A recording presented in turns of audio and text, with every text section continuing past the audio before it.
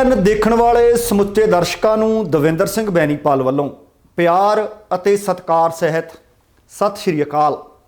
The Benipal show which तुहाडा सबना दा निघा स्वागत।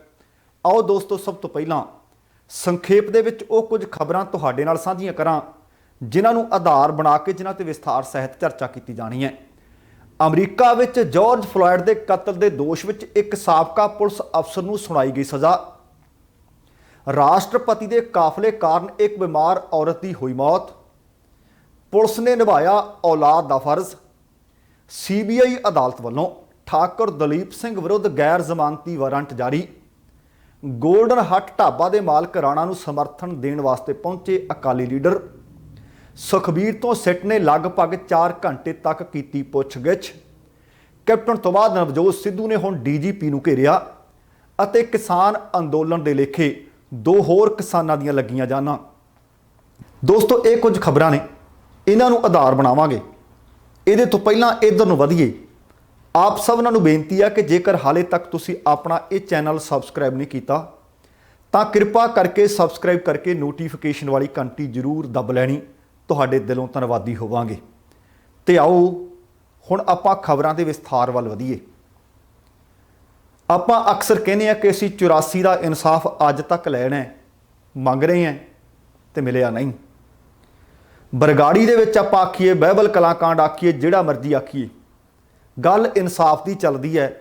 तो इंसाफ के नाम पर चोणां भी लड़ियां जांदियां ने, सरकारां लारा लप्पा लाई रखदियां ने, पर असल दे विच इंसाफ दिता किवें जांदा है। शायद तुहानूं भी याद होवे, अमरीका के मिनेपोलिस दे विच एक स्याह मूल का व्यक्ति सी, ना सी उहदा जॉर्ज फ्लॉयड। उहदी हत्या हो गई सी, पर हत्या के दोष विच घिरे सन एक साबका पुलिस अफसर डेरिक चौवेन। उन्होंने सज़ा सुना दी कल, तो 22.5 साल की सज़ा सुना दी गई है।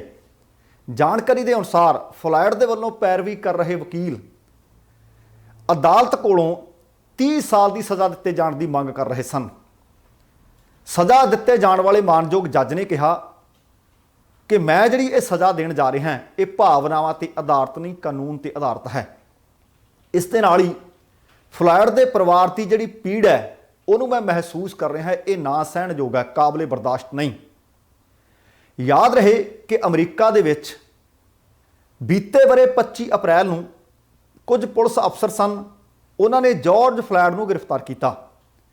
जदों उस जॉर्ज फ्लॉयड नूं फड़ लिया तो लगभग 9 मिनट तक इस पुलिस अफसर ने उहदी धौण दे उत्ते, गर्दन दे उत्ते गोडा रख के रखिया सी। जिस तो बाद उहदा साह घुटिया, वो वार वार कहता रहा कि मेरा दम घुट रहा है, पर इस अफसर ने उहदी धौण तो गोडा नहीं सी चुकिया। बीते दिनी जिस महिला ने वो वीडियो बनाई तो वायरल हुई सी, उसनूं भी सन्मानित किया गया है।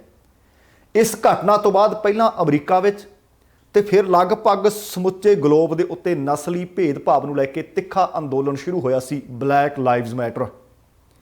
सज़ा तो पहलां पुलिस अधिकारी डेरिक चौवेन ने बहुत ही संखेप दे विच फ्लॉयड दे जिहड़ी मौत हुई सी उहदे हत्थों हुई सी, उहदे उत्ते डूंघा दुख प्रगटाया।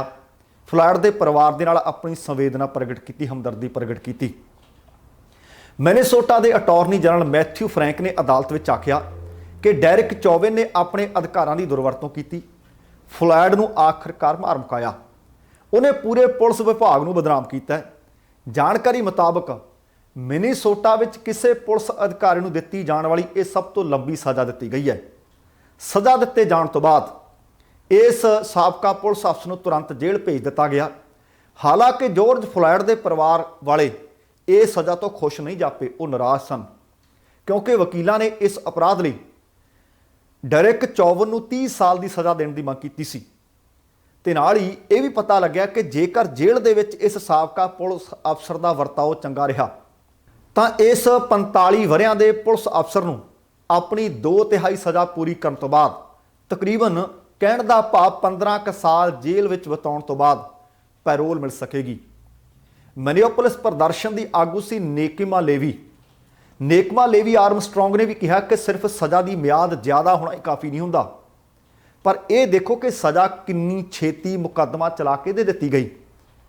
जज पीटर काहल ने कहा ਕਿ ਇੱਥੋਂ ਦੇ ਸੂਬੇ ਦੇ ਦਿਸ਼ਾ ਨਿਰਦੇਸ਼ਾਂ ਤੋਂ ਉੱਪਰ ਉੱਠ ਕੇ ਇਸ ਦੇ ਅਧੀਨ ਤੈਅ 12 ਸਾਲ 6 ਮਹੀਨਿਆਂ ਦੀ ਸਜ਼ਾ ਦਿੱਤੀ ਜਾ ਸਕਦੀ ਸੀ, ਪਰ ਉਹਦੇ ਤੋਂ ਲਗਭਗ ਦੁੱਗਣੀ ਸਜ਼ਾ ਇਸ ਸਾਬਕਾ ਪੁਲਿਸ ਅਫਸਰ ਨੂੰ ਦਿੱਤੀ ਗਈ ਹੈ। ਜਿੱਥੋਂ ਮੈਂ ਇਸ ਖਬਰ ਦਾ ਆਗਾਜ਼ ਕੀਤਾ ਜਾਂ ਮੁੱਢ ਵੱਜਿਆ ਸੀ ਉਹ ਇਹੀ ਸੀ ਕਿ ਸਾਡੇ ਵਾਲੇ ਪਾਸੇ ਵੀ ਪੁਲਿਸ ਦੀਆਂ ਜ਼ਿਆਦਤੀਆਂ ਅਕਸਰ ਸਾਹਮਣੇ ਆਉਂਦੀਆਂ ਨੇ, ਪਰ ਲੋਕ ਇਨਸਾਫ ਦੀ ਉਡੀਕ ਵਿੱਚ ਆਖਰਕਾਰ ਜਹਾਨੋਂ ਤੁਰ ਜਾਂਦੇ ਨੇ, ਇਨਸਾਫ ਨਹੀਂ ਮਿਲਦਾ। ਅਗਲੀ ਖਬਰ ਹੈ ਤੇ ਇਹ ਪਤਾ ਲੱਗੂਗਾ ਕਿ VVIP ਕਲਚਰ ਕਿਸ ਬਲਾ ਦਾ ਨਾਂ ਹੈ। ਲੋਕਾਂ ਦੀਆਂ ਜ਼ਿੰਦਗੀਆਂ ਦੇ ਨਾਲ ਖਿਲਵਾੜ, ਲੋਕਾਂ ਦੀਆਂ ਜ਼ਿੰਦਗੀਆਂ ਤੋਂ ਜ਼ਿਆਦਾ ਇਹ ਕਲਚਰ ਹੋ ਗਿਆ। ਖਬਰ ਯੂਪੀ ਤੋਂ ਮਿਲੀ ਹੈ। ਯੂਪੀ ਦੇ 3 ਦਿਨਾਂ ਦੌਰੇ ਤੇ ਗਏ ਸਨ ਭਾਰਤ ਦੇ ਰਾਸ਼ਟਰਪਤੀ ਰਾਮਨਾਥ ਕੋਵਿੰਦ। ਰਾਮਨਾਥ ਕੋਵਿੰਦ ਹੋਰਾਂ ਦੀ ਸੁਰੱਖਿਆ ਦੇ ਵਿੱਚ ਤਾਇਨਾਤ ਪੁਲਿਸ ਵਾਲਿਆਂ ਦੀ ਇੱਕ ਲਾਪਰਵਾਹੀ ਸਾਹਮਣੇ ਆਈ ਹੈ, ਜਿਸ ਕਾਰਨ ਇੱਕ ਮਹਿਲਾ ਦੀ ਮੌਤ ਹੋ ਗਈ।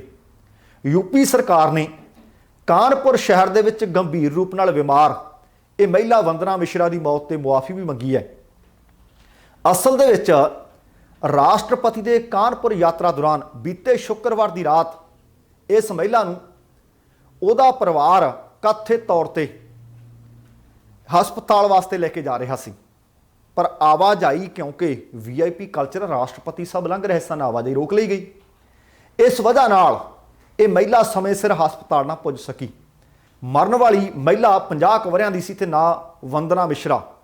ਇੰਡੀਅਨ ਐਸੋਸੀਏਸ਼ਨ ਆਫ ਇੰਡਸਟਰੀ ਦੇ ਕਾਨਪੁਰ ਚੈਪਟਰ ਦੀ ਮਹਿਲਾ ਵਿੰਗ ਦੀ ਇਹ ਮੁਖੀ ਵੀ ਸੀ। ਪਤਾ ਲੱਗਿਆ ਕਿ ਬਿਮਾਰ ਪੈਣ ਤੇ ਗੰਭੀਰ ਲੱਛਣ ਸਨ। ਉਹਦੇ ਤੋਂ ਬਾਅਦ ਪਰਿਵਾਰ ਵਾਲਿਆਂ ਨੇ ਬੀਤੀ ਰਾਤ ਜਦੋਂ ਮੌਤ ਹੋਈ ਹੈ ਇੱਕ ਪ੍ਰਾਈਵੇਟ ਹਸਪਤਾਲ ਵਿੱਚ ਉਹਨਾਂ ਨੂੰ ਭਰਤੀ ਕਰਵਾਇਆ ਸੀ ਤੇ ਉਹ ਕੋਵਿਡ ਤੋਂ ਵੀ ਕੁਝ ਦਿਨ ਪਹਿਲਾਂ ਹੀ ਰਿਕਵਰ ਹੋਏ ਸਨ। ਜਦੋਂ ਮਿਸ਼ਰਾ ਦੀ ਹਾਲਤ ਵਿਗੜੀ ਤਾਂ ਉਹਨਾਂ ਦੇ ਪਰਿਵਾਰ ਵਾਲੇ ਉਸ ਪ੍ਰਾਈਵੇਟ ਹਸਪਤਾਲ ਤੋਂ ਕਿਸੇ ਹੋਰ ਹਸਪਤਾਲ ਦੇ ਵਿੱਚ ਸ਼ਿਫਟ ਕਰਨ ਵਾਸਤੇ ਉਸ ਵਕਤ ਜਾ ਰਹੇ ਸਨ ਤੇ ਉਹਦੇ ਮਾੜੇ ਭਾਗਾਂ ਨੂੰ ਉਦੋਂ ਹੀ ਕਾਨਪੁਰ ਦੇ ਵਿੱਚ ਰਾਸ਼ਟਰਪਤੀ ਰਾਮਨਾਥ ਕੋਵਿੰਦ ਜੀ ਦਾ ਕਾਫਲਾ ਆਉਂਦਾ, ਉਹਨਾਂ ਦਾ ਆਗਮਨ ਹੋ ਜਾਂਦਾ ਤੇ ਰਾਸ਼ਟਰਪਤੀ ਦੀ ਸੁਰੱਖਿਆ ਦੇ ਵਿੱਚ ਤਾਇਨਾਤ ਪੁਲਿਸ ਵਾਲਿਆਂ ਨੇ ਕਥਿਤ ਤੌਰ ਤੇ ਉਸ ਰਸਤੇ ਨੂੰ ਆਵਾਜਾਈ ਵਾਸਤੇ ਰੋਕ ਲਿਆ, ਜਿਹੜੇ ਰਸਤੇ ਦੇ ਉੱਤੇ ਵੰਦਨਾ ਮਿਸ਼ਰਾ ਦਾ ਪਰਿਵਾਰ ਹਸਪਤਾਲ ਵਿੱਚ ਜਾ ਰਿਹਾ ਸੀ। ਰਿਪੋਰਟ ਦੇ ਵਿੱਚ ਦੱਸਿਆ ਗਿਆ ਕਿ ਇਸ ਸਥਿਤੀ ਦੇ ਕਾਰਨ ਟ੍ਰੈਫਿਕ ਦੇ ਵਿੱਚ ਜਾਮ ਲੱਗ ਗਿਆ। ਇਸ ਮਹਿਲਾ ਨੂੰ ਸਮੇਂ ਸਿਰ ਹਸਪਤਾਲ ਪਹੁੰਚਾਇਆ ਨਾ ਜਾ ਸਕਿਆ, ਜਿੱਥੇ ਉਹਨਾਂ ਦੀ ਮੌਤ ਹੋ ਗਈ। ਕਾਨਪੁਰ ਦੇ ਪੁਲਿਸ ਕਮਿਸ਼ਨਰ ਅਸੀਮ ਅਰਣ ਨੇ ਇਸ ਘਟਨਾ ਤੇ ਦੁੱਖ ਪ੍ਰਗਟਾਇਆ ਤੇ ਟਵੀਟ ਕਰਕੇ ਮੁਆਫੀ ਵੀ ਮੰਗੀ ਹੈ। ਉਹਨਾਂ ਲਿਖਿਆ ਹੈ ਕਿ IIA ਦੀ ਪ੍ਰਧਾਨ ਭੈਣ ਵੰਦਨਾ ਮਿਸ਼ਰਾ ਜੀ ਦੀ ਮੌਤ ਲਈ ਕਾਨਪੁਰ ਪੁਲਿਸ ਵਿਅਕਤੀਗਤ ਰੂਪ ਨਾਲ ਮੁਆਫੀ ਮੰਗਦੀ ਹੈ। ਕੀ ਮੁਆਫੀ ਮੰਗਣ ਨਾਲ ਵੰਦਨਾ ਮਿਸ਼ਰਾ ਵਾਪਸ ਆ ਜਾਣਗੇ? ਕੀ ਸਾਡੇ ਰਾਸ਼ਟਰਪਤੀ, ਕੀ ਸਾਡੇ ਪ੍ਰਧਾਨ ਮੰਤਰੀ, ਕੀ ਸਾਡੇ ਲੀਡਰ ਲੋਕ ਇਹ ਸਮਝਣ ਲੱਗ ਪੈਣਗੇ ਕਿ ਲੋਕਾਂ ਦੀ ਜਾਨ ਦੇ ਨਾਲੋਂ ਸਾਡਾ ਲੰਘਣਾ ਛੇਤੀ ਜ਼ਰੂਰੀ ਹੈ? ਅਸੀਂ ਇੱਥੇ ਵੀ ਦੇਖਦੇ ਹਾਂ ਮੰਤਰੀ ਆਉਂਦੇ ਨੇ, ਕਦੇ ਕੋਈ ਟ੍ਰੈਫਿਕ ਨਹੀਂ ਰੋਕੀ ਜਾਂਦੀ, ਕਦੇ ਕੋਈ ਗੱਡੀ ਬੱਤੀ ਵਾਲੀ ਨਹੀਂ ਮੂਹਰੇ ਜਾ ਰਹੀ ਹੁੰਦੀ, ਕਦੇ ਕਿਤੇ ਟ੍ਰੈਫਿਕ ਰੋਕ ਕੇ ਕਿਸੇ ਇੱਕ ਖਾਸ ਵਿਸ਼ੇਸ਼ ਵਿਅਕਤੀ ਨੂੰ ਲੰਘਾਇਆ ਨਹੀਂ ਜਾਂਦਾ ਕਿ ਉਹ ਸਮੇਂ ਤੇ ਪੁੱਜਦੇ ਨਹੀਂ। ਐਡਾ ਕਿਹੜਾ ਜ਼ਰੂਰੀ ਕੰਮ ਹੁੰਦਾ ਕਿ ਆਮ ਲੋਕਾਂ ਨੂੰ ਰੋਕਿਆ ਜਾਂਦਾ ਹੈ ਤੇ ਇਹਨਾਂ ਨੂੰ ਛੇਤੀ ਛੇਤੀ ਲੰਘਾਇਆ ਜਾਂਦਾ ਹੈ? ਫਾਈਲਾਂ ਤੁਸੀਂ ਚੱਕਣੀਆਂ ਨਹੀਂ, ਡੱਕਾ ਤੋੜ ਕੇ ਦੂਰਾ ਤੁਸੀਂ ਕਰਨਾ ਨਹੀਂ। ਲੋਕ 7-7 ਮਹੀਨਿਆਂ ਤੋਂ ਧਰਨਿਆਂ ਤੇ ਬੈਠੇ ਆ, ਉਹਨਾਂ ਦੀ ਸੁਣਨੀ ਕੋਈ ਨਹੀਂ। ਬੀਤੇ ਕੱਲ੍ਹ ਹੀ ਸਮੁੱਚੀ ਇੰਡੀਆ ਦੇ ਵਿੱਚੋਂ ਖਬਰਾਂ ਸੀ ਕਿ ਰਾਜਪਾਲਾਂ ਨੂੰ ਮੰਗ ਪੱਤਰ ਦੇਣ ਵਾਸਤੇ ਪਹੁੰਚੇ ਨੇ ਕਿਸਾਨ। ਹਰਿਆਣਾ ਤੋਂ ਵੀ, ਪੰਜਾਬ ਤੋਂ ਵੀ, ਉਧਰ ਕਲਕੱਤਾ ਦੇ ਵਿੱਚ ਵੀ ਹਰ ਇੱਕ ਥਾਂ ਤੋਂ ਖਬਰਾਂ ਸੀ ਕਿ ਰਾਸ਼ਟਰਪਤੀ ਸਾਹਿਬ ਨੂੰ ਖੁਦ ਨਹੀਂ ਪਤਾ ਕਿ ਕਿਸਾਨ ਮੇਰੇ ਮੁਲਕ ਦਾ ਅੰਨਦਾਤਾ, ਜਾਨਾਂ ਦੀਆਂ ਕੁਰਬਾਨੀਆਂ ਵੀ ਦੇਈ ਜਾ ਰਿਹਾ ਹੈ, ਆਪਣੇ ਹੱਕ ਵੀ ਮੰਗ ਰਿਹਾ ਹੈ ਕਿ ਭਾਈ ਸਰਕਾਰ ਨੂੰ ਕਵੇ ਸਰਕਾਰੇ ਦੇਖੋ ਇਹਨਾਂ ਦਾ ਕੀ ਕੀਤਾ ਜਾ ਸਕਦਾ ਹੈ। ਅਗਲੀ ਖਬਰ, ਆਮ ਤੌਰ ਤੇ ਖਾਕੀ ਵਰਦੀ ਦੇ ਉੱਤੇ ਦਾਗ ਜ਼ਿਆਦਾ ਲੱਗਦੇ ਹੈ, ਬਦਨਾਮ ਜ਼ਿਆਦਾ ਹੈ, ਪਰ ਜਦੋਂ ਕੋਈ ਚੰਗੀ ਖਬਰ ਆਉਂਦੀ ਆ ਉਹ ਵੀ ਦੇਣ ਦੀ ਕੋਸ਼ਿਸ਼ ਜ਼ਰੂਰ ਕੀਤੀ ਜਾਂਦੀ ਹੈ। ਆਮ ਤੌਰ ਤੇ ਪੁਲਿਸ ਨੂੰ ਅਸੀਂ ਅਕਸਰ ਕਟਹਿਰੇ ਵਿੱਚ ਹੀ ਖੜਾ ਕਰਦੇ ਹਾਂ। ਮਨੁੱਖਤਾਵਾਦੀ ਜਾਂ ਇਨਸਾਨੀਅਤ ਵਾਲਾ ਚਿਹਰਾ ਘੱਟ ਨਜ਼ਰ ਆਉਂਦਾ ਹੈ, ਪਰ ਆਹ ਖਬਰ ਸੱਚੀ ਚੰਗੀ ਖਬਰ ਹੈ। ਇੱਕ ਬੇਸਹਾਰਾ ਬਜ਼ੁਰਗ ਜੋੜੇ ਨੂੰ ਪਹਿਲਾਂ ਤਾਂ ਉਹਨਾਂ ਨੇ ਗੋਦ ਚੁੱਕ ਕੇ ਬੁੱਕਲ ਵਿੱਚ ਲੈ ਕੇ ਹਸਪਤਾਲ ਪਹੁੰਚਾਇਆ, ਫਿਰ ਜਦੋਂ ਲੋੜ ਪਈ ਤਾਂ ਪੁੱਤਰਾਂ ਦਾ ਫਰਜ਼ ਨਿਭਾਉਣ ਤੋਂ ਵੀ ਇਹ ਪੁਲਿਸ ਅਧਿਕਾਰੀ ਪਿੱਛੇ ਨਹੀਂ ਹਟੇ। ਬਜ਼ੁਰਗ ਰਾਮਨਾਥ ਦੀ ਮੌਤ ਹੋਈ ਤਾਂ ਫਿਰ ਉਹਨਾਂ ਦੇ ਅੰਤਮ ਸੰਸਕਾਰ ਦੀ ਜ਼ਿੰਮੇਵਾਰੀ ਵੀ ਇਸ ਖਾਕੀ ਨੇ ਲਈ। ਬੀਤੇ ਸ਼ਨੀਚਰਵਾਰ ਨੂੰ CO ਅਨਿਰੁੱਧ ਸਿੰਘ ਨੇ ਲਾਸ਼ ਨੂੰ ਮੋਢਾ ਦਿੱਤਾ। ਇੰਸਪੈਕਟਰ ਵਿਸ਼ਾਲ ਪ੍ਰਤਾਪ ਨੇ ਫਿਰ ਚਿਤਾ ਨੂੰ ਲੱਕੜੀਆਂ ਦਾ ਇੰਤਜ਼ਾਮ ਕੀਤਾ ਤੇ ਅੱਗ ਦਿਖਾ ਰਹੇ ਸੀ। ਅਸਲ ਦੇ ਵਿੱਚ ਬਰੇਲੀ ਦੇ ਵਿਸਾਰਤ ਗੰਜ ਦੇ ਰਹਿਣ ਵਾਲੇ ਰਾਮਨਾਥ ਗੋਸਵਾਮੀ ਅਤੇ ਉਹਨਾਂ ਦੀ ਧਰਮ ਪਤਨੀ ਸ਼ਾਰਦਾ ਲਗਭਗ 20 ਕੁ ਸਾਲ ਪਹਿਲਾਂ ਬਿਲਸੀ ਪਿੰਡ ਦੇ ਬਾਂਸ ਬਰੌਲੀਆ 'ਚ ਆ ਕੇ ਵਸੇ। ਕੁਝ ਦਿਨ ਉਹ ਮੰਦਰ 'ਚ ਰਹੇ। ਬਾਅਦ ਦੇ ਵਿੱਚ ਇੱਟਾਂ ਦੇ ਭੱਠੇ ਦੇ ਕਿਨਾਰੇ ਇੱਕ ਉਹਨਾਂ ਨੇ ਝੌਂਪੜੀ ਪਾ ਲਈ ਤੇ ਉੱਥੇ ਆਪਣਾ ਜੀਵਨ ਬਤੀਤ ਕਰਨ ਲੱਗ ਪਏ। ਲੋਕ ਉਹਨਾਂ ਨੂੰ ਥੋੜ੍ਹੀ ਬਹੁਤ ਮਦਦ ਕਰ ਦਿੰਦੇ ਸੀ। ਰੋਜ਼ੀ ਰੋਟੀ ਉਹਨਾਂ ਦੀ ਚੱਲਣ ਲੱਗ ਪਈ। ਪਤਾ ਲੱਗਿਆ ਸੀ ਕਿ ਲਗਭਗ 20 ਕੁ ਦਿਨਾਂ ਤੋਂ ਉਹ ਆਪਣੀ ਝੌਂਪੜੀ ਦੇ ਵਿੱਚੋਂ ਬਾਹਰ ਨਾ ਨਿਕਲੇ। ਬੀਤੇ ਵੀਰਵਾਰ ਨੂੰ ਆਸ-ਪਾਸ ਦੇ ਲੋਕਾਂ ਨੇ ਸੀਓ ਅਨਿਰੁੱਧ ਸਿੰਘ ਨੂੰ ਸੂਚਨਾ ਦਿੱਤੀ ਕਿ ਉਹ ਝੌਂਪੜੀ ਵਿੱਚ ਰਹਿਣ ਵਾਲਾ ਬਜ਼ੁਰਗ ਜੋੜਾ ਲਗਭਗ ਕਈ ਹਫ਼ਤਿਆਂ ਤੋਂ ਤੁਸੀਂ ਬਾਹਰ ਨਿਕਲਦਾ ਦੇਖਿਆ ਨਹੀਂ। ਸੂਚਨਾ ਮਿਲਣ ਤੇ ਦਰੋਗਾ KP ਸਿੰਘ ਤੇ ਸਿਪਾਹੀ ਸੁਨੀਲ ਸਿੰਘ ਉੱਥੇ ਪਹੁੰਚ ਤਾਂ ਦੇਖਿਆ ਕਿ ਜ਼ਖਮਾਂ ਦੇ ਕਾਰਨ ਉਸ ਜੋੜੇ ਦੇ ਬਜ਼ੁਰਗ ਜੋੜੇ ਦੇ ਹੱਥ ਪੈਰ ਗਲ ਚੁੱਕੇ ਸਨ ਤੇ ਬਦਬੂ ਮਾਰ ਰਹੀ ਸੀ। ਕੋਈ ਵੀ ਵਿਅਕਤੀ ਉਸ ਝੁੱਗੀ ਝੌਂਪੜੀ ਵਿੱਚ ਅੰਦਰ ਜਾਣ ਵਾਸਤੇ ਤਿਆਰ ਨਾ ਹੋਇਆ। ਤਾਂ ਫਿਰ ਦੋਵਾਂ ਪੁਲਿਸ ਮੁਲਾਜ਼ਮਾਂ ਨੇ ਉਹਨਾਂ ਨੂੰ ਆਪ ਗੋਦ ਵਿੱਚ ਚੁੱਕਿਆ, ਝੌਂਪੜੀ ਤੋਂ ਵੀ ਬਾਹਰ ਲਿਆਏ। ਬਾਅਦ ਦੇ ਵਿੱਚ ਹਸਪਤਾਲ ਲੈ ਕੇ ਗਏ, ਜਿੱਥੇ ਉਹਨਾਂ ਦੀ ਹਾਲਤ ਤੇ ਗੰਦਗੀ ਤੇ ਬਦਬੂ ਦੇਖ ਕੇ ਡਾਕਟਰ ਵੀ ਪਿੱਛੇ ਹਟ ਗਏ। ਪੁਲਿਸ ਮੁਲਾਜ਼ਮਾਂ ਨੇ ਪਹਿਲਾਂ ਉਹਨਾਂ ਦੇ ਜ਼ਖਮ ਸਾਫ਼ ਕੀਤੇ। ਉਹਦੇ ਤੋਂ ਬਾਅਦ ਬਿਮਾਰ ਜੋੜੇ ਨੂੰ ਇੱਕ ਬਿਰਧ ਆਸ਼ਰਮ ਦੇ ਵਿੱਚ ਉਹਨਾਂ ਨੇ ਭੇਜਿਆ। ਪਤਾ ਲੱਗਿਆ ਕਿ ਬੀਤੇ ਸ਼ੁੱਕਰਵਾਰ ਦੀ ਰਾਮਨਾਥ ਦੀ ਫਿਰ ਮੌਤ ਹੋ ਗਈ। ਤੇ ਇਸ ਬਜ਼ੁਰਗ ਜੋੜੇ ਦੇ ਦੋ ਪੁੱਤਰ, ਇੱਕ ਦਾ ਨਾਂ ਜੈ ਰੱਖਿਆ ਸੀ ਉਹਨਾਂ ਨੇ ਤੇ ਦੂਸਰੇ ਦਾ ਨਾਂ ਰੱਖਿਆ ਸੀ ਵੀਰੂ। ਸ਼ਾਇਦ ਤੁਹਾਨੂੰ ਯਾਦ ਹੋਵੇ, ਬੜੀ ਮਸ਼ਹੂਰ ਫਿਲਮ ਸੀ ਜੈ ਤੇ ਵੀਰੂ, ਉਹਦੇ ਵਿੱਚ ਵੀ ਸਨ। ਹੁਣ ਜੈ ਤੇ ਵੀਰੂ ਇਸ ਬਜ਼ੁਰਗ ਜੋੜੇ ਨੇ ਆਪਣਾ ਨਾਮ ਆਪਣੇ ਪੁੱਤਰਾਂ ਦਾ ਰੱਖਿਆ, ਪਾਲ ਪੋਸ ਕੇ ਵੱਡੇ ਕੀਤੇ। ਪਰ ਜਦੋਂ ਬਜ਼ੁਰਗਾਂ ਨੂੰ ਇਸ ਜੋੜੇ ਨੂੰ ਜ਼ਰੂਰਤ ਪਈ ਤਾਂ ਉਹ ਇਹਨਾਂ ਦਾ ਸਾਥ ਛੱਡ ਗਏ। ਪਤਾ ਲੱਗਿਆ ਕਿ ਜੈ ਸਾਧੂ ਬਣ ਗਿਆ, ਜਦ ਕਿ ਵੀਰੂ ਸ਼ਰਾਬ ਦੀ ਲੱਤ, ਨਸ਼ਿਆਂ ਦੀ ਦਲਦਲ ਵਿੱਚ ਜਾ ਧੱਸਿਆ। ਸ਼ੁੱਕਰਵਾਰ ਰਾਤ ਤੋਂ ਸ਼ਨੀਚਰਵਾਰ ਤੱਕ ਪੁਲਿਸ ਮੁਲਾਜ਼ਮ ਯਤਨ ਕਰਦੇ ਰਹੇ ਕਿ ਜੈ ਜਾਂ ਵੀਰੂ ਦਾ ਕੁਝ ਅਤਾ ਪਤਾ ਲੱਗ ਸਕੇ ਤਾਂ ਕਿ ਉਹ ਆਖਰੀ ਰਸਮਾਂ ਆ ਕੇ ਨਿਭਾ ਸਕਣ। ਅੰਤਮ ਸੰਸਕਾਰ ਵੇਲੇ ਵੀ ਪਤਾ ਲੱਗਾ ਕਿ ਦੋਵਾਂ ਪੁੱਤਰਾਂ ਵਿੱਚੋਂ ਕੋਈ ਨਾ ਪੁੱਜ ਸਕਿਆ। ਤਾਂ ਫਿਰ ਸ਼ਨੀਚਰਵਾਰ ਸਵੇਰੇ ਸੀਓ ਅਨਿਰੁੱਧ ਸਿੰਘ ਬਿਰਧ ਆਸ਼ਰਮ ਪਹੁੰਚੇ। ਉਹਨਾਂ ਕਿਹਾ ਕਿ ਕਸ਼ਲਾ ਘਾਟ ਤੇ ਉਹ ਅੰਤਮ ਸੰਸਕਾਰ ਇਸ ਬਜ਼ੁਰਗ ਦਾ ਕਰਨਾ ਚਾਹੁੰਦੇ ਹੈ। ਬਿਰਧ ਆਸ਼ਰਮ ਤੋਂ ਅੰਤਮ ਯਾਤਰਾ ਨਿਕਲੀ ਤਾਂ ਇੱਕ ਪਾਸੇ ਸੀਓ ਨੇ ਮੋਢਾ ਦਿੱਤਾ ਤੇ ਦੂਸਰੇ ਪਾਸੇ ਪਤਾ ਲੱਗਿਆ ਕਿ ਬਿਰਧ ਆਸ਼ਰਮ ਦੇ ਪ੍ਰਧਾਨ ਵੇਦ ਵਿਆਸ ਹੋਰਾਂ ਨੇ ਮੋਢਾ ਦਿੱਤਾ। ਸੀਓ ਨੇ ਇਸ ਤੋਂ ਬਾਅਦ ਅਗਲੀ ਜ਼ਿੰਮੇਵਾਰੀ ਇੰਸਪੈਕਟਰ ਵਿਸ਼ਾਲ ਪ੍ਰਤਾਪ ਸਿੰਘ ਨੂੰ ਸੌਂਪ ਦਿੱਤੀ। ਉਹਨਾਂ ਦੱਸਿਆ ਕਿ ਉਹਨਾਂ ਦੀ ਡਿਊਟੀ ਜ਼ਿਲ੍ਹਾ ਪੰਚਾਇਤ ਚੋਣਾਂ ਦੇ ਸੰਬੰਧ ਵਿੱਚ ਲੱਗੀ ਹੋਈ ਹੈ। ਉੱਥੇ ਪੁੱਤਰ ਦਾ ਫਰਜ਼ ਨਿਭਾਉਣ ਤੋਂ ਬਾਅਦ ਉਹ ਡਿਊਟੀ ਕਰਨ ਚਲੇ ਗਏ। ਅਫਸੋਸ ਇਹ ਸੀ ਕਿ ਇਸ ਵਕਤ ਤੱਕ ਨਾ ਜੈ ਤੇ ਨਾ ਵੀਰੂ ਪਹੁੰਚੇ ਨਹੀਂ ਸਨ। ਦੁਪਹਿਰ ਹੋ ਗਈ। ਦੁਪਹਿਰ ਨੂੰ ਕਸ਼ਲਾ ਘਾਟ ਤੇ ਇੰਸਪੈਕਟਰ ਵਿਸ਼ਾਲ ਪ੍ਰਤਾਪ ਸਿੰਘ ਇਸ ਬਜ਼ੁਰਗ ਦੀ ਦੇਹ ਨੂੰ ਇਸ਼ਨਾਨ ਕਰਵਾ ਰਹੇ ਸੀ। ਇਸ਼ਨਾਨ ਕਰਵਾਉਣ ਤੋਂ ਬਾਅਦ ਚਿਤਾ ਵਾਸਤੇ ਲੱਕੜੀਆਂ ਦਾ ਇੰਤਜ਼ਾਮ ਕਰ ਲਿਆ ਉਹਨਾਂ ਨੇ। ਜਦੋਂ ਅਗਨੀ ਦੇਣ ਲੱਗੇ ਤਾਂ ਉਸੇ ਵਕਤ ਦੇਖਿਆ ਕਿ ਇਸ ਬਜ਼ੁਰਗ ਜੋੜੇ ਦਾ ਪੁੱਤਰ ਵੀਰੂ ਆ ਗਿਆ। ਨਸ਼ੇ ਦਾ ਆਦੀ ਹੋਣ ਕਾਰਨ ਭਾਵੇਂ ਬਹੁਤੀ ਚੰਗੀ ਸਥਿਤੀ ਵਿੱਚ ਤਾਂ ਨਹੀਂ ਸੀ, ਪਰ ਇੰਸਪੈਕਟਰ ਨੇ ਉਹ ਬਲਦੀ ਜਿਹੜੀ ਚਿਤਾ ਨੂੰ ਅਗਨੀ ਦੇਣ ਵਾਲੀ ਲੱਕੜ ਸੀ ਉਹ ਫਿਰ ਉਹਦੇ ਹੱਥ ਵਿੱਚ ਫੜਾਈ ਕਿ ਇਹ ਭਾਈ ਤੇਰਾ ਫਰਜ਼ ਬਣਦਾ ਹੈ, ਤੂੰ ਇਹਨਾਂ ਦਾ ਪੁੱਤਰ ਹੈ ਤੇ ਆਹ ਕੰਮ ਕਰ। ਹੁਣ ਜਦੋਂ ਆਹ ਖਬਰ ਆਈ ਤਾਂ ਸਾਰਾ ਦਿਨ ਇਸ ਖਬਰ ਦੀ ਚਾਰ ਚੁਫੇਰੇ ਇਲਾਕੇ ਵਿੱਚ ਚਰਚਾ ਹੁੰਦੀ ਰਹੀ ਤੇ ਬਾਅਦ ਦੇ ਵਿੱਚ ਅਖਬਾਰਾਂ ਦੀਆਂ ਸੁਰਖੀਆਂ ਵੀ ਬਣੀ। ਆਹ ਜਿਹੜੀ ਅਗਲੀ ਖਬਰ ਹੈ ਇਹ ਨਾਮਧਾਰੀ ਸੰਸਥਾ ਦੇ ਨਾਲ ਜੁੜੀ ਖਬਰ ਹੈ। ਸ਼ਾਇਦ ਤੁਹਾਨੂੰ ਯਾਦ ਹੋਵੇ ਕਿ ਇਸ ਸੰਸਥਾ ਦੇ ਵਿੱਚ ਇੱਕ ਕਲੇਸ਼ ਪਿਆ ਸੀ ਕਿ ਗੋਲੀ ਚੱਲਣ ਤੱਕ ਦੀ ਨੌਬਤ ਆ ਗਈ ਸੀ। ਜਾਣਕਾਰੀ ਮਿਲੀ ਹੈ ਕਿ CBI ਦੀ ਅਦਾਲਤ ਮੋਹਾਲੀ ਦੇ ਵਿੱਚ ਵਿਸ਼ੇਸ਼ ਜੁਡੀਸ਼ੀਅਲ ਮੈਜਿਸਟ੍ਰੇਟ ਅਮਨਦੀਪ ਕੰਬੋਜ ਨੇ ਨਾਮਧਾਰੀ ਸੰਪਰਤਾ ਦੇ ਨਾਲ ਸੰਬੰਧਿਤ ਠਾਕੁਰ ਦਲੀਪ ਸਿੰਘ ਦੇ ਵਿਰੁੱਧ ਗੈਰ ਜ਼ਮਾਨਤੀ ਵਾਰੰਟ ਜਾਰੀ ਕਰ ਦਿੱਤੇ ਹੈ। ਅਸਲ ਦੇ ਵਿੱਚ ਨਾਮਧਾਰੀ ਸੰਪਰਦਾ ਦੀ ਮਾਤਾ ਚੰਦ ਕੌਰ, ਸਤਿਗੁਰੂ ਉਦੇ ਸਿੰਘ ਤੇ ਸੰਤ ਜਗਤਾਰ ਸਿੰਘ ਨੂੰ ਬੰਬ ਨਾਲ ਉਡਾਉਣ ਦੀ ਸਾਜ਼ਿਸ਼ ਦੇ ਮਾਮਲੇ ਦੇ ਵਿੱਚ ਇੱਕ ਕੇਸ ਚੱਲ ਰਿਹਾ ਸੀ। ਇਹ ਠਾਕੁਰ ਦਲੀਪ ਸਿੰਘ ਅਦਾਲਤ ਵਿੱਚ ਪੇਸ਼ ਹੀ ਨਹੀਂ ਹੋ ਰਹੇ ਤੇ ਨਾ ਹੀ ਕੋਈ ਇਹ ਅਦਾਲਤ ਨੂੰ ਆਪਣਾ ਅਤਾ ਪਤਾ ਦੱਸ ਰਹੇ ਸੀ। CBI ਜਾਂਚ ਵਿੱਚ ਇਹ ਵੀ ਸਾਹਮਣੇ ਆਇਆ ਕਿ 2015 ਦੇ ਵਿੱਚ ਨਾਮਧਾਰੀ ਸੰਸਥਾ ਦੇ ਸਤਿਗੁਰੂ ਉਦੇ ਸਿੰਘ, ਮਾਤਾ ਚੰਦ ਕੌਰ ਅਤੇ ਸੰਤ ਜਗਤਾਰ ਸਿੰਘ ਨੂੰ ਹਰਵੱਲਭ ਸੰਗੀਤ ਦੇ ਦੌਰਾਨ ਬੰਬ ਨਾਲ ਉਡਾਉਣ ਦੀ ਇੱਕ ਸਾਜ਼ਿਸ਼ ਰਚੀ ਗਈ ਸੀ। ਇਸੇ ਹੀ ਮਾਮਲੇ ਦੇ ਵਿੱਚ ਠਾਕੁਰ ਦਲੀਪ ਸਿੰਘ ਨੂੰ ਪੇਸ਼ੀ ਵਾਸਤੇ ਸੱਦਿਆ ਗਿਆ। ਪਤਾ ਲੱਗਿਆ ਕਿ ਸਿਰਫ ਉਹ 24 ਅਗਸਤ 2018 ਨੂੰ ਜਾਂਚ ਦੇ ਵਿੱਚ ਸ਼ਾਮਲ ਹੋਏ। ਉਹਦੇ ਤੋਂ ਬਾਅਦ ਪਤਾ ਲੱਗਿਆ ਕਿ ਮੁਲਕ ਛੱਡ ਕੇ ਵਿਦੇਸ਼ ਆ ਗਏ। ਦੇਸ਼ ਛੱਡਣ ਦੇ ਵਾਸਤੇ ਉਹਨਾਂ ਨੇ ਕਿਸੇ ਵੀ ਏਜੰਸੀ ਤੋਂ, ਕਿਸੇ ਵੀ ਅਦਾਲਤ ਤੋਂ ਕੋਈ ਪ੍ਰਵਾਨਗੀ ਨਹੀਂ ਲਈ। ਇਹਦਾ ਕੋਈ ਰਿਕਾਰਡ ਬਿਲਕੁਲ ਅਦਾਲਤ ਨੂੰ ਸਾਹਮਣੇ ਆਇਆ ਮਿਲ ਨਹੀਂ ਰਿਹਾ। ਉਧਰ ਠਾਕਰ ਦਲੀਪ ਸਿੰਘ ਦੇ ਸੈਕਟਰੀ ਨੇ ਨਵਤੇਜ ਸਿੰਘ ਦਾ ਕਹਿਣਾ ਹੈ ਕਿ ਠਾਕਰ ਦਲੀਪ ਸਿੰਘ ਅੱਜ ਕੱਲ੍ਹ ਅਮਰੀਕਾ 'ਚ ਨੇ, ਕਰੋਨਾ ਕਾਰਨ ਉੱਥੇ ਸਟਕ ਹੋ ਗਏ ਆ, ਫਸ ਗਏ ਹੈ। ਉਹਨਾਂ ਕਿਹਾ ਕਿ ਡਾਕਟਰਾਂ ਨੇ ਦਿਸ਼ਾ ਨਿਰਦੇਸ਼ ਦਿੱਤੇ ਹੈ ਕਿ ਉਹ ਹਵਾਈ ਯਾਤਰਾ ਨਾ ਕਰਨ। ਉਹਨਾਂ ਕਿਹਾ ਕਿ ਜਦੋਂ ਵੀ ਕਰੋਨਾ ਦਾ ਪ੍ਰਕੋਪ ਘਟਿਆ ਉਹ ਅਦਾਲਤ ਵਿੱਚ ਪੇਸ਼ ਹੋਣਗੇ ਤੇ ਆਪਣਾ ਪੱਖ ਵੀ ਰੱਖਣਗੇ। ਪਰ ਮਾਨਯੋਗ ਅਦਾਲਤ ਨੇ ਠਾਕੁਰ ਦਲੀਪ ਸਿੰਘ ਦੇ ਵਿਰੁੱਧ ਉਹਨਾਂ ਦੇ ਵਿਰੁੱਧ ਗੈਰ ਜ਼ਮਾਨਤੀ ਵਾਰੰਟ ਜਾਰੀ ਕਰ ਦਿੱਤੀ ਹੈ। ਅਗਲੀ ਜਿਹੜੀ ਖਬਰ ਹੈ ਇਹ ਗੋਲਡਨ ਹੱਟ ਢਾਬਾ ਦੇ ਨਾਲ ਸੰਬੰਧਿਤ ਖਬਰ ਹੈ। ਬੀਤੇ ਕਈ ਦਿਨਾਂ ਤੋਂ ਜਦੋਂ ਬੈਰੀਕੇਡਿੰਗ ਕਰਕੇ ਇਸ ਢਾਬੇ ਦਾ ਲਾਂਘਾ ਬੰਦ ਕਰਨ ਦੀ ਹਰਿਆਣਾ ਸਰਕਾਰ ਨੇ ਕੋਸ਼ਿਸ਼ ਕੀਤੀ ਹੈ, ਪ੍ਰਸ਼ਾਸਨ ਨੇ ਕੋਸ਼ਿਸ਼ ਕੀਤੀ ਹੈ, ਤਾਂ ਇਹਨਾਂ ਨੇ ਜਦੋਂ ਲੋੜ ਸੀ ਤਾਂ ਕਿਸਾਨਾਂ ਦੇ ਹੱਕ ਵਿੱਚ ਨਿੱਤਰ ਕੇ ਆਪਣਾ ਕਾਰੋਬਾਰ ਕਿਸਾਨੀ ਦੇ ਲਿਖੇ ਲਾਇਆ ਤੇ ਹੁਣ ਇਹਨਾਂ ਨੂੰ ਜ਼ਰੂਰਤ ਹੈ। ਬੀਤੇ ਦਿਨਾਂ ਤੋਂ ਕਿਸਾਨ ਆਗੂ ਵੀ, ਮਨਜੀਤ ਸਿੰਘ ਜੀਕੇ ਵੀ, ਮਨਜਿੰਦਰ ਸਿਰਸਾ ਵੀ ਵਾਰ-ਵਾਰ ਜਾ ਰਹੇ ਨੇ ਤੇ ਆਪਣਾ ਸਮਰਥਨ ਦੇ ਰਹੇ ਨੇ। ਤੇ ਹੁਣ ਪਤਾ ਲੱਗਿਆ ਕਿ ਸ਼੍ਰੋਮਣੀ ਅਕਾਲੀ ਦਲ ਦੇ ਪ੍ਰਧਾਨ ਸੁਖਬੀਰ ਸਿੰਘ ਬਾਦਲ ਆਪਣੇ ਕੁਝ ਹੋਰ ਸੀਨੀਅਰ ਲੀਡਰਾਂ ਦੇ ਨਾਲ ਕੁਰੂਕਸ਼ੇਤਰ ਉਚੇਚੇ ਤੌਰ ਤੇ ਪਹੁੰਚੇ ਅਤੇ ਇਸ ਗੋਲਡਨ ਹੱਟ ਢਾਬਾ ਦੇ ਮਾਲਕ ਦਾ ਪੂਰਨ ਸਮਰਥਨ ਕਰਨ ਦਾ ਉਹਨਾਂ ਨੇ ਐਲਾਨ ਕੀਤਾ।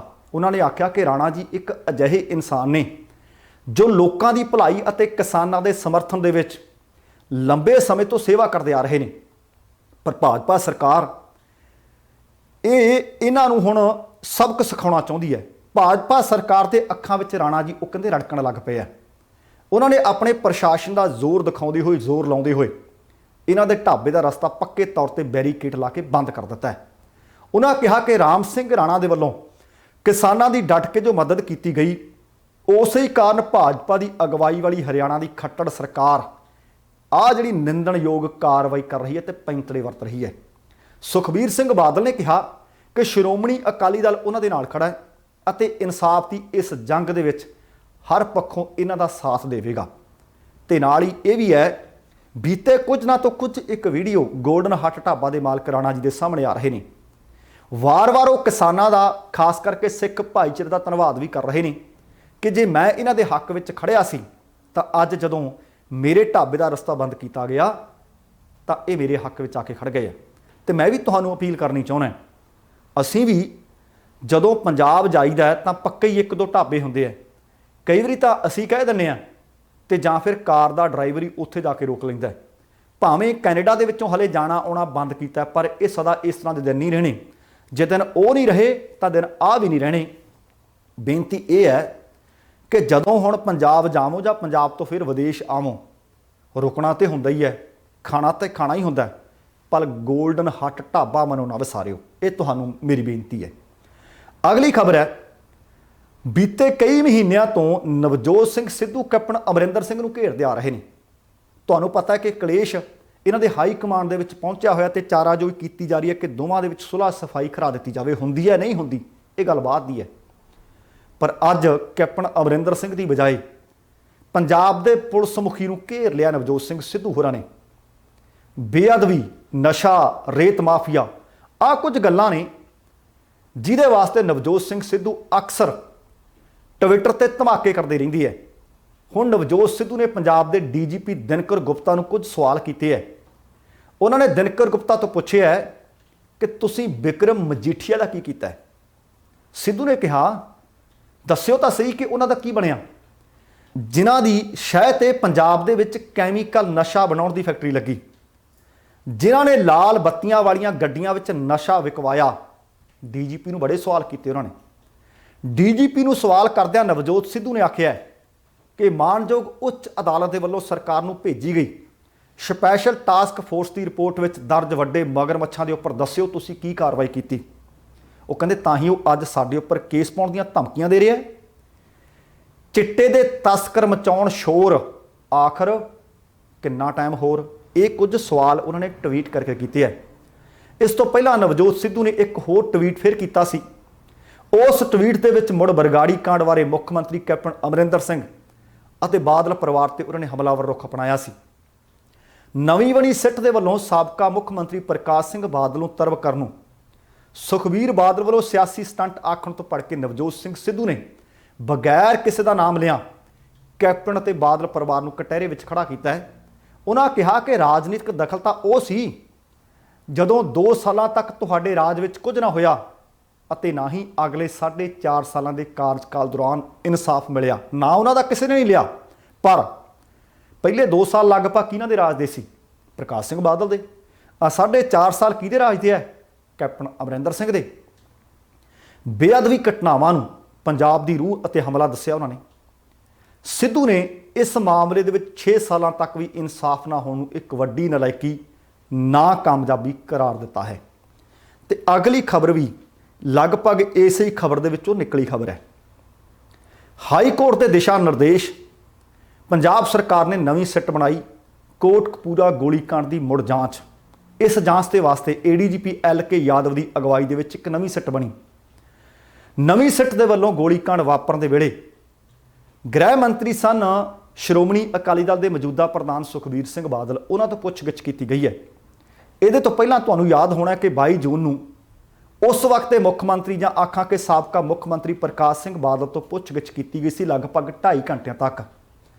ਉਹਨਾਂ ਤੋਂ ਪਹਿਲਾਂ ਸਾਬਕਾ DGP ਸੁਮੇਧ ਸੈਣੀ ਸਮੇਤ ਹੋਰ ਸਾਬਕਾ ਪੁਲਿਸ ਅਫਸਰਾਂ ਤੋਂ ਵੀ ਪੁੱਛਗਿੱਛ ਹੋ ਚੁੱਕੀ ਹੈ, ਪਰ ਹਾਲੇ ਤੱਕ ਸਿੱਟ ਦੇ ਹੱਥ ਕੋਈ ਸੁਰਾਗ ਨਹੀਂ ਲੱਗਿਆ, ਨਾ ਹੀ ਲੱਗਦਾ ਨਜ਼ਰ ਆ ਰਿਹਾ ਹੈ। ਕਿਉਂਕਿ ਗੋਲੀ ਚਲਾਉਣ ਦਾ ਆਖਰਕਾਰ ਹੁਕਮ ਕਿਹਨੇ ਦਿੱਤਾ, ਕਿਸ ਨੇ ਦਿੱਤਾ, ਇਹ ਸਵਾਲ ਹੈ। ਸੁਖਬੀਰ ਬਾਦਲ ਤੋਂ ਪਤਾ ਲੱਗਿਆ ਕਿ ਸਿੱਟ ਦੀ ਟੀਮ ਨੇ ਚੰਡੀਗੜ੍ਹ ਸਥਿਤ ਸੈਕਟਰ 32 ਦੇ ਪੁਲਿਸ ਇੰਸਟੀਚਿਊਟ ਵਿੱਚ ਬੁਲਾ ਕੇ ਇੱਕ ਬੰਦ ਕਮਰੇ ਦੇ ਵਿੱਚ ਪੁੱਛਗਿੱਛ ਕੀਤੀ ਹੈ। ਸੁਖਬੀਰ ਆਪਣੇ ਸਾਥੀ ਆਗੂਆਂ ਸਮੇਤ ਨਿਰਧਾਰਤ ਸਮੇਂ ਮੁਤਾਬਕ ਲਗਭਗ 11 ਵਜੇ ਪਹੁੰਚੇ, ਜਦਕਿ ਸਿੱਟ ਦੀ ਟੀਮ ਪੌਣੇ 11 ਵਜੇ ਉੱਥੇ ਪੁੱਜ ਚੁੱਕੀ ਸੀ। ਸੁਖਬੀਰ ਦੇ ਸਾਥੀ ਆਗੂ ਇੰਸਟੀਚਿਊਟ ਦੇ ਕੰਪਲੈਕਸ ਦੇ ਵਿੱਚ ਮੌਜੂਦ ਰਹੇ। ਉਹਨਾਂ ਵਿੱਚ ਬਲਵਿੰਦਰ ਸਿੰਘ ਭੂੰਦੜ ਸੀ, ਡਾਕਟਰ ਦਲਜੀਤ ਸਿੰਘ ਚੀਮਾ ਸੀ, ਪ੍ਰੇਮ ਸਿੰਘ ਚੰਦੂਮਾਜਰਾ ਸਨ, ਮਹੇਸ਼ੇਂਦਰ ਗਰੇਵਾਲ ਸਨ, ਸ਼ਰਨਜੀਤ ਢਿੱਲੋਂ ਸਨ ਤੇ ਜਥੇਦਾਰ ਹੀਰਾ ਸਿੰਘ ਗਾਬੜੀਆ ਵੀ ਸਨ। ਭਾਵੇਂ ਸਿੱਟ ਅਦਾਲਤੀ ਹੁਕਮਾਂ ਦੇ ਅਨੁਸਾਰ ਆਪਣੀ ਕਾਰਵਾਈ ਪੂਰੀ ਤਰ੍ਹਾਂ ਗੁਪਤ ਰੱਖ ਰਹੀ ਹੈ ਅਤੇ ਮੀਡੀਆ ਤੋਂ ਲਗਾਤਾਰ ਦੂਰੀ ਬਣਾ ਕੇ ਰੱਖ ਰਹੀ ਹੈ, ਪਰ ਸੂਤਰਾਂ ਦੇ ਮੁਤਾਬਕ 40 ਤੋਂ ਵੱਧ ਸਵਾਲਾਂ ਦੇ ਜਵਾਬ ਪੁੱਛੇ ਗਏ। ਮੁੱਖ ਤੌਰ ਤੇ ਗ੍ਰਹਿ ਮੰਤਰੀ ਹੋਣ ਦੇ ਕਾਰਨ ਉਸ ਸਮੇਂ ਦੇ ਘਟਨਾਕ੍ਰਮ ਦੇ ਵਿੱਚ ਤੁਸੀਂ ਕੀ ਭੂਮਿਕਾ ਨਿਭਾਈ, ਇਹ ਸਵਾਲ ਪੁੱਛੇ ਗਏ ਹੈ। ਗੋਲੀ ਚਲਾਉਣ ਦੇ ਹੁਕਮ ਕਿਹਨੇ ਦਿੱਤੇ ਸੀ, ਇਹ ਵੀ ਪੁੱਛਿਆ ਗਿਆ। ਫੋਨ ਕਾਲਾਂ ਨੂੰ ਆਧਾਰ ਬਣਾ ਕੇ ਕਹਿੰਦੇ ਬਹੁਤ ਸਾਰੇ ਸਵਾਲ ਕੀਤੇ ਗਏ ਹੈ, ਪਰ ਇਹ ਜਾਣਕਾਰੀ ਮਿਲੀ ਹੈ ਜਿਸ ਤਰ੍ਹਾਂ ਵੱਡੇ ਬਾਦਲ ਨੇ ਹੱਥ ਪੱਲੇ ਕੁਝ ਪਾਇਆ ਹੀ ਨਹੀਂ ਸੀ, ਲੜ ਸਿਰਾ ਕੋਈ ਫੜਾਇਆ ਨਹੀਂ ਸੀ, ਉਸੇ ਤਰ੍ਹਾਂ ਖਬਰ ਮਿਲ ਰਹੀ ਹੈ ਕਿ ਸੁਖਬੀਰ ਨੇ ਵੀ ਸਿੱਟ ਦੇ ਪੱਲੇ ਕੁਝ ਨਹੀਂ ਪਾਇਆ ਅਤੇ ਉਹ ਵੀ ਹੇਠਲੀ ਸਿਵਲ ਅਤੇ ਪੁਲਿਸ ਅਧਿਕਾਰੀਆਂ ਦੇ ਉੱਤੇ ਜ਼ਿੰਮੇਵਾਰੀ ਸੁੱਟਦੇ ਰਹੇ। ਇਸ ਕਰਕੇ ਹੁਣ ਉਮੀਦ ਹੈ ਕਿ ਸੁਮੇਧ ਸੈਣੀ ਸਮੇਤ ਬਾਦਲਾਂ ਦੀ ਗ੍ਰਿਫਤਾਰੀ ਕਰਕੇ ਹਿਰਾਸਤੀ ਪੁੱਛਗਿੱਛ ਦੀ ਮੰਗ ਉੱਠ ਰਹੀ ਹੈ ਅਤੇ ਸੰਭਾਵਨਾ ਹੈ ਕਿ ਹੁਣ ਇਹਨਾਂ ਵਿੱਚੋਂ ਗ੍ਰਿਫਤਾਰੀਆਂ ਕਈਆਂ ਦੀਆਂ ਹੋਣਗੀਆਂ, ਕਿਉਂਕਿ ਜੇਕਰ ਸਿੱਟ ਦੇ ਸਾਹਮਣੇ ਬਿਠਾ ਕੇ ਪੁੱਛਗਿੱਛ ਦੇ ਵਿੱਚ ਕੋਈ ਲੜਸਿਰਾ ਮਿਲਿਆ ਨਹੀਂ ਤਾਂ ਇਹ ਗੱਲ ਤੋਂ ਇਨਕਾਰ ਨਹੀਂ ਕੀਤਾ ਜਾ ਸਕਦਾ ਕਿ ਪ੍ਰਕਾਸ਼ ਸਿੰਘ ਬਾਦਲ, ਸੁਖਬੀਰ ਸਿੰਘ ਬਾਦਲ, ਸੁਮੇਧ ਸੈਣੀ, ਮੌਕੇ ਦੇ SSP ਅਤੇ ਸੰਬੰਧਿਤ ਇੰਚਾਰਜ ਤੇ ਨਾਲ ਹੀ ਜਿਹੜੇ ਉਸ ਵਕਤ ਦੇ ਲੁਧਿਆਣੇ ਤੋਂ ਗਏ IG ਪਰਮਰਾਜ ਉਮਰਾ ਨੰਗਲ ਕੋਟਕਪੂਰਾ ਵਿੱਚ ਕੀ ਕਰਦੇ ਸਨ, ਜਦੋਂ ਕਿ ਰਿਕਾਰਡ ਬੋਲਦਾ ਕਿ ਉਹ ਕੋਟਕਪੂਰੇ ਜਾਣ ਦੇ ਉਹਨਾਂ ਨੂੰ ਹੁਕਮ ਕਿਸੇ ਨੇ ਨਹੀਂ ਦਿੱਤੇ। ਗੋਲੀ ਭਾਵੇਂ ਹੇਠਲੇ ਸਿਵਲ ਅਧਿਕਾਰੀਆਂ ਨੇ ਦਿੱਤੀ ਹੋਵੇ ਜਾਂ ਪੁਲਿਸ ਅਧਿਕਾਰੀਆਂ ਨੇ ਦਿੱਤੀ ਹੋਵੇ, ਪਰ ਗ੍ਰਹਿ ਮੰਤਰੀ ਹੋਣ ਦੇ ਨਾਤੇ ਇਹਨਾਂ ਦੀ ਜ਼ਿੰਮੇਵਾਰੀ ਬਣਦੀ ਹੈ। ਹੁਣ ਕਾਨੂੰਨ ਮੁਤਾਬਕ ਜੇਕਰ ਇਸ ਪੁੱਛਗਿੱਛ ਵਿੱਚੋਂ ਕੁਝ ਨਹੀਂ ਨਿਕਲਦਾ ਤਾਂ ਜਿਨ੍ਹਾਂ ਦਾ ਮੈਂ ਜ਼ਿਕਰ ਕਰ ਰਿਹਾ ਇਹ ਸੰਬੰਧਿਤ ਵਿਅਕਤੀਆਂ ਦੀਆਂ ਗ੍ਰਿਫਤਾਰੀਆਂ ਹੋ ਸਕਦੀਆਂ ਨੇ। ਇਹਨਾਂ ਨੂੰ ਹਿਰਾਸਤ ਵਿੱਚ ਲੈ ਕੇ ਬੇਅਦਬੀ ਕਾਂਡ ਦੀ ਜੜ ਤੱਕ ਜਾਇਆ ਜਾ ਸਕਦਾ ਹੈ। ਪਰ ਹੁਣ ਅਗਲਾ ਸਵਾਲ ਇਹ ਹੈ ਕਿ ਕੀ ਇਹ ਹਿੰਮਤ ਕੈਪਟਨ ਸਰਕਾਰ ਕਰੇਗੀ? ਪਰ ਇਹਦਾ ਜਵਾਬ ਨਾਲ ਇਹ ਵੀ ਹੈ ਕਿ ਬੀਤੇ ਦਿਨੀ ਜਦੋਂ ਕੈਪਟਨ ਅਮਰਿੰਦਰ ਸਿੰਘ ਦਿੱਲੀ ਗਏ ਸਨ, 18 ਨੁਕਾਤੀ ਪ੍ਰੋਗਰਾਮ ਜਿਹੜਾ ਦੇ ਕੇ ਮੋੜਿਆ ਹੈ, ਉਹਦੇ ਵਿੱਚ ਉਚੇਚੇ ਤੌਰ ਤੇ ਆਖਿਆ ਕਿ ਲੋਕ ਬੇਅਦਬੀ ਦਾ ਇਨਸਾਫ ਚਾਹੁੰਦੇ ਨੇ। ਆਪਾਂ ਵਾਅਦਾ ਕੀਤਾ ਸੀ 2017 ਦੀ ਚੋਣ ਤੋਂ ਪਹਿਲਾਂ, ਲੋਕਾਂ ਨੇ ਆਪਣੇ ਤੇ ਵਿਸ਼ਵਾਸ ਕਰਕੇ ਆਪਾਂ ਨੂੰ ਜਿਤਾ ਦਿੱਤਾ ਤੇ ਹੁਣ ਜਾ ਕੇ ਇਹਦੇ ਤੇ ਕਾਰਵਾਈ ਕਰੋ। ਅੱਜ ਕਈ ਹਜ਼ਾਰ ਕਰੋੜ ਦੀ ਜਿਹੜੀ ਡਰੱਗ ਫੜੀ ਗਈ ਸੀ ਉਹਨੂੰ ਅੱਗ ਦੇ ਹਵਾਲੇ ਕੀਤਾ ਗਿਆ ਤੇ ਨਾਲ ਦੱਸਿਆ ਗਿਆ ਕਿ ਆਹ ਦੇਖੋ ਸੀ ਕਿੰਨੇ ਦੀ ਡਰੱਗ ਬੀਤੇ ਕੁਝ ਵਰਿਆਂ 'ਚ ਫੜੀ ਹੈ। ਇਹ ਉਸੇ ਤਰ੍ਹਾਂ ਦੀਆਂ ਕਾਰਵਾਈਆਂ ਨੇ ਜਿਹੜਾ ਪ੍ਰੋਗਰਾਮ ਦੇ ਕੇ ਤੋਰਿਆ। ਨਜਾਇਜ਼ ਮਾਈਨਿੰਗ ਜਿਹੜੀ ਹੋ ਰਹੀ ਹੈ ਉਹਦੇ ਸਬੰਧ ਵਿੱਚ ਇੱਕ ਕਮੇਟੀ ਦਾ ਗਠਨ ਕੀਤਾ ਗਿਆ, ਇਹ ਵੀ ਉਸੇ ਤਰ੍ਹਾਂ ਦੀ ਇੱਕ ਕਾਰਵਾਈ ਹੈ ਤੇ ਉਮੀਦ ਹੈ ਕਿ ਆਉਣ ਵਾਲੇ ਦਿਨਾਂ ਦੇ ਵਿੱਚ ਚੋਣਾਂ ਦੇ ਵਿੱਚ ਲਾਹਾ ਲੈਣ ਵਾਸਤੇ ਕਹਿ ਲਓ ਜਾਂ ਇਨਸਾਫ ਲੈਣ ਵਾਸਤੇ ਆਖ ਲਓ ਜਾਂ ਇਹ ਗੋਲੀ ਕਿਵੇਂ ਚੱਲੀ ਉਹਦਾ ਖੁਰਾ ਖੋਜ ਕੱਢਣ ਵਾਸਤੇ ਆਖ ਲਓ। ਆ ਵੱਡੇ ਲੋਕਾਂ ਦੀਆਂ ਗ੍ਰਿਫਤਾਰੀਆਂ ਸੰਭਵ ਨੇ, ਪਰ ਹੁਣ ਸਵਾਲ ਇਹ ਹੈ ਕਿ ਹੁੰਦੀਆਂ ਕਦੋਂ ਨੇ। ਮੈਂ ਇਹ ਨਹੀਂ ਕਹਿੰਦਾ ਕਿ ਆਹ ਬੰਦੇ ਜਿਨ੍ਹਾਂ ਦਾ ਜ਼ਿਕਰ ਹੋ ਰਿਹਾ ਕਿ ਦੋਸ਼ੀ ਨੇ, ਪਰ ਜ਼ਿੰਮੇਵਾਰ ਵਿਅਕਤੀ ਸੀ, ਕੋਈ ਮੁੱਖ ਮੰਤਰੀ ਸੀ, ਕੋਈ ਗ੍ਰਹਿ ਮੰਤਰੀ ਸੀ, ਕੋਈ ਪੁਲਿਸ ਮੁਖੀ ਸੀ, ਕੋਈ ਸੰਬੰਧਿਤ ਉਸ ਮੌਕੇ ਦਾ ਇੰਚਾਰਜ ਸੀ। ਜੇ ਗੋਲੀ ਚੱਲੀ ਹੈ ਤਾਂ ਫਿਰ ਇਹਨਾਂ ਵਿੱਚੋਂ ਕਿਸੇ ਇੱਕ ਨੇ ਤਾਂ ਹੁਕਮ ਦਿੱਤੇ ਹੋਣਗੇ, ਜੇ ਨਹੀਂ ਸੀ ਦਿੱਤੇ ਤਾਂ ਫਿਰ ਇਹਨਾਂ ਦੀ ਤਾਂ ਵੀ ਜ਼ਿੰਮੇਵਾਰੀ ਬਣਦੀ ਹੈ ਕਿ ਗੋਲੀ ਚੱਲ ਕਿਵੇਂ ਗਈ। ਵੇਖਦੇ ਹਾਂ ਕਿ ਹਿਰਾਸਤੀ ਇਹਨਾਂ ਦੀ ਜਾਂਚ ਪੜਤਾਲ ਪੁੱਛ ਪੜਤਾਲ ਹੁੰਦੀ ਹੈ, ਗ੍ਰਿਫਤਾਰੀਆਂ ਹੁੰਦੀਆਂ ਨੇ ਜਾਂ ਨਹੀਂ। ਅਗਲੀ ਖਬਰ ਫਿਰ ਕਿਸਾਨ ਅੰਦੋਲਨ ਦੇ ਨਾਲ ਸੰਬੰਧਿਤ ਖਬਰ ਹੈ। ਪ੍ਰੋਗਰਾਮ ਪੰਜਾਬ ਬੋਲਦਾ ਦੇ ਵਿੱਚ ਵਿਸਥਾਰ ਨਾਲ ਜ਼ਿਕਰ ਕੀਤਾ ਸੀ ਕਿ ਕਿਵੇਂ ਮੰਗ ਪੱਤਰ ਦੇਣ ਗਏ ਕਿਸਾਨਾਂ ਦੇ ਉੱਤੇ ਡਾਂਗਾਂ ਵਰੀਆਂ, ਕਿਵੇਂ ਪਾਣੀ ਦੀਆਂ ਵਾਛੜਾਂ ਝੱਲੀਆਂ ਤੇ ਫਿਰ ਆਖਰਕਾਰ ਮੰਗ ਪੱਤਰ ਕਿਵੇਂ ਦੇਣ ਦੇ ਵਿੱਚ ਕਾਮਯਾਬ ਹੋਏ। 7 ਮਹੀਨੇ ਪੂਰੇ ਹੋ ਚੁੱਕੇ ਨੇ, 500 ਤੋਂ ਵੱਧ ਕਿਸਾਨ ਮਜ਼ਦੂਰ ਆਪਣੀਆਂ ਜਾਨਾਂ ਕੁਰਬਾਨ ਕਰ ਚੁੱਕੇ ਹੈ। ਹੁਣ ਵੀ ਖਬਰ ਮਿਲੀ ਹੈ ਕਿ ਦਿੱਲੀ ਦੀ ਟਿਕਰੀ ਸਰਹੱਦ ਤੇ ਚੱਲ ਰਹੇ ਇਸੇ ਅੰਦੋਲਨ ਦੇ ਦੌਰਾਨ ਪਿੰਡ ਕੌਂਕੇ ਕਲਾਂ ਦੇ ਲਗਭਗ 45 ਵਰ੍ਹਿਆਂ ਦੇ ਕਿਸਾਨ ਸੁਖਵਿੰਦਰ ਸਿੰਘ ਦੀ ਮੌਤ ਹੋ ਗਈ ਹੈ। ਉਹ ਬੀਤੇ ਕਈ ਦਿਨਾਂ ਤੋਂ ਟਿਕਰੀ ਸਰਹੱਦ ਤੇ ਧਰਨੇ ਵਿੱਚ ਗਏ ਹੋਏ ਸਨ, ਜਿੱਥੇ ਬੀਤੀ ਰਾਤ ਉਹਨਾਂ ਦੀ ਮੌਤ ਹੋਈ। ਉਹ ਆਪਣੇ ਪਿੱਛੇ ਇੱਕ ਪੁੱਤਰ ਅਤੇ ਪਤਨੀ ਛੱਡ ਗਏ ਹੈ। ਭਾਰਤੀ ਕਿਸਾਨ ਯੂਨੀਅਨ ਏਕਤਾ ਡਕੌਂਦਾ ਦੇ ਆਗੂ ਨੇ ਦੱਸਿਆ ਕਿ ਪੀੜਤ ਪਰਿਵਾਰ ਦੇ ਮੁਆਵਜ਼ੇ ਸੰਬੰਧੀ ਇੱਕ ਕੇਸ ਬਣਾ ਕੇ ਡਿਪਟੀ ਕਮਿਸ਼ਨਰ ਲੁਧਿਆਣਾ ਨੂੰ ਭੇਜ ਦਿੱਤਾ ਗਿਆ ਹੈ। ਉਹਨਾਂ ਨੂੰ ਸਰਕਾਰ ਵੱਲੋਂ ਮੁਆਵਜ਼ੇ ਸੰਬੰਧੀ ਜਿੰਨੀ ਦੇਰ ਤੱਕ ਐਲਾਨ ਨਹੀਂ ਹੁੰਦਾ ਦੱਸ ਦਿੱਤਾ ਗਿਆ ਹੈ ਕਿ ਅਸੀਂ ਇਸ ਕਿਸਾਨ ਦਾ ਸੰਸਕਾਰ ਨਹੀਂ ਕਰਾਂਗੇ। ਇਸੇ ਤਰ੍ਹਾਂ ਟਿਕਰੀ ਸਰਹੱਦ ਤੇ ਪਿੰਡ ਅਤਾਲਾ ਕਲਾਂ ਦੇ 52 ਕਵਰਾਂ ਦੇ ਕਿਸਾਨ ਸਨ ਜਗਸੀਰ ਸਿੰਘ, ਉਹਨਾਂ ਦੀ ਵੀ ਮੌਤ ਹੋ ਗਈ। ਕਿਸਾਨ ਆਗੂ ਨੇ ਦੱਸਿਆ ਕਿ ਅੰਦੋਲਨ ਦੌਰਾਨ ਜਗਸੀਰ ਸਿੰਘ ਨੂੰ ਸੱਟ ਲੱਗ ਗਈ। ਸੱਟ ਲੱਗਣ ਕਾਰਨ ਉਸ ਨੂੰ ਬਹਾਦਰਗੜ੍ਹ ਦੇ ਇੱਕ ਹਸਪਤਾਲ ਵਿੱਚ ਭਰਤੀ ਕਰਵਾਇਆ ਗਿਆ, ਜਿੱਥੋਂ ਬਾਅਦ ਵਿੱਚ ਉਹਨੂੰ PGI ਰੋਹਤਕ ਰੈਫਰ ਕੀਤਾ ਗਿਆ। ਇਲਾਜ ਦੌਰਾਨ ਉਹ ਤੰਦਰੁਸਤ ਨਾ ਹੋ ਸਕੇ। ਜਗਸੀਰ ਸਿੰਘ ਦੀ ਮੌਤ ਹੋ ਗਈ ਹੈ।